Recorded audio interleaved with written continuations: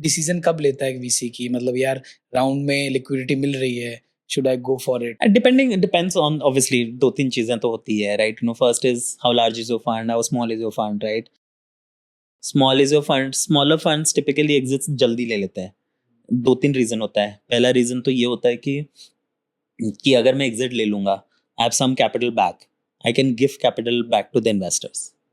तो अगर मैं इन्वेस्टर को कैपिटल दे पाऊंगा तो अगला फंड रेज मेरा इजी हो जाएगा. पहला चीज वो होता है.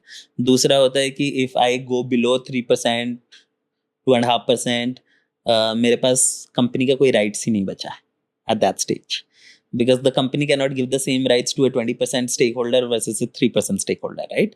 तो आपके पास राइट्स ही नहीं बची हैं टाइप के scene. You want to get out of it before that. ये जेनरिक आंसर्स होते और कैरी भी तो हो गया ना एक तरह से, जो लिक्विडेट हुआ तो अच्छा अगर उससे रिटर्न आया. हाँ, वो सब तो होता ही है टाइप के सीन. ताकि ये तो लिक्विड हो रहा है अपना. हाँ, उस पे फिर लोग मल्टीपल चीजें करते हैं. लोग ये कर लेते हैं कि भाई 30% निकाल दिया, 70% रख लिया, right? It's like regular any kind of investments.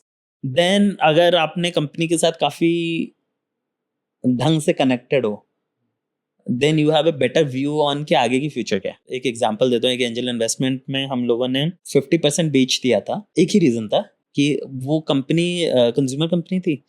Consumer companies में जो टिपिकली होता है कि अर्ली आपको अडॉप्शन एंगेजमेंट एंड देन फिर आपकी मोनेटाइजेशन की जर्नी होती है, राइट?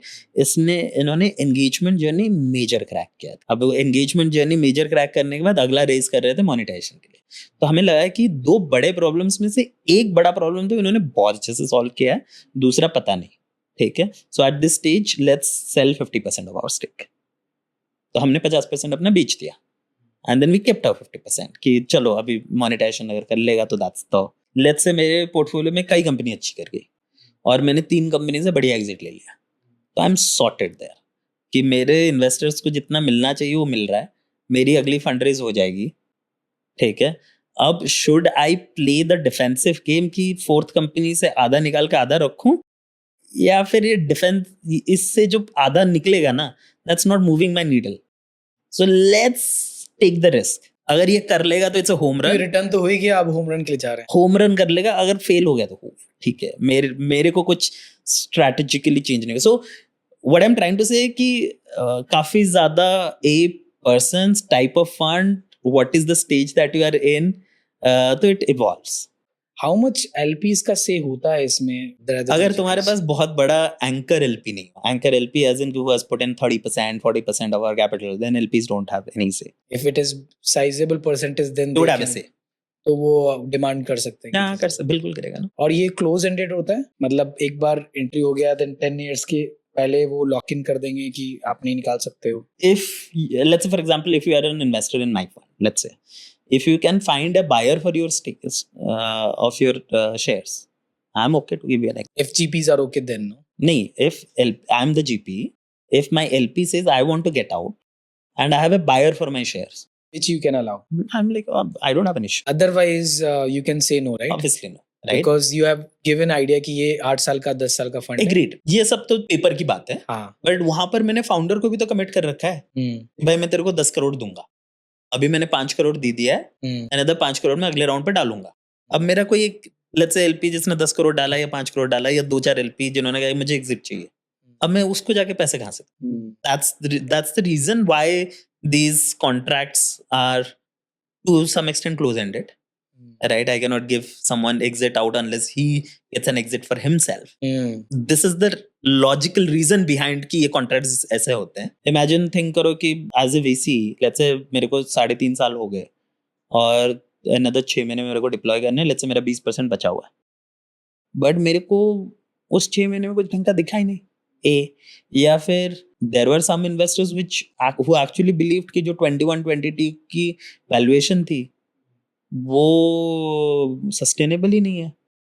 तो someone took the call, let's say कि I don't want to invest in this market, right?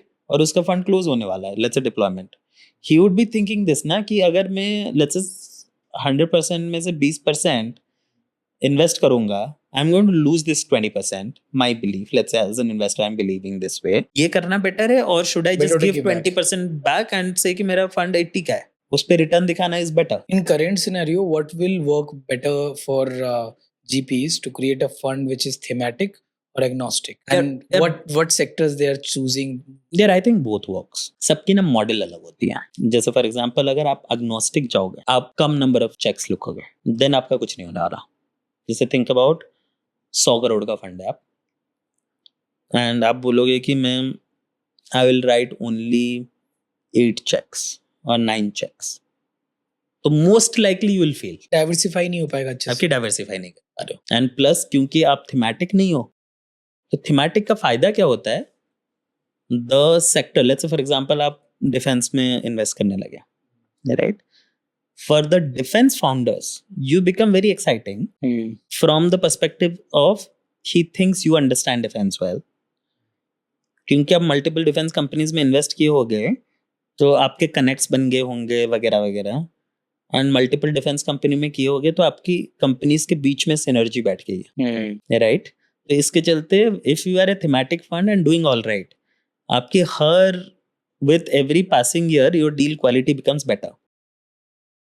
But अगर आप अग्नोस्टिक जा रहे हो, तो आपकी डील क्वालिटी बेटर नहीं बन पा रही है. तो हर तरह right? के आ रहे हैं. आपको डिसेंटली स्प्रे वाले मॉडल पे जाना पड़ेगा, राइट, कि 100 करोड़ का फंड मे बी मैं 15 कंपनी में कर रहा हूँ, या उससे भी ज्यादा 20 कंपनी में कर रहा हूँ. मैं फॉलो ऑन के लिए कुछ भी नहीं रख रहा हूँ, बिकॉज पैसे बनाना इज नॉट माई गेम. मैं 100 करोड़ एक्चुअली 20 कंपनी में डाल रहा हूँ. अच्छे साइजेबल चंक्स ले रहा हूँ. नहीं 20 कंपनी में डाल रहा हूँ, तो अच्छे साइजेबल चंक्स नहीं जा रहे हैं ना, बट बेट ले रहे हो. हाँ मैं बेट ले रहा हूँ, राइट. जैसे 100 करोड़ में आपकी investable capital is 80 crore. Follow नहीं ले रहे हो, तो आप ये भी तो समझ रहे हो कि आपने पूरा एक बार में जितना ज्यादा, हाँ मतलब व्हाटएवर 4 करोड़ डाल रहे हो एक कंपनी में, फॉलो ऑन में थोड़ा बहुत तो डालते ही हो, प्रो रेटा and stuff like that, exactly. या उसके लिए अगला फंड क्रिएट करोगे, सो एग्जैक्टली व्हाटएवर, राइट. तो आप 20 में डालते हो, 25 में डालते हो, that number, so essentially that number has to be high. काफी टाइम पेपर मनी रहता है. उसके बाद मान लीजिए आप एग्जिट जब लोगे तब मटेरियलाइज होगा. Yep.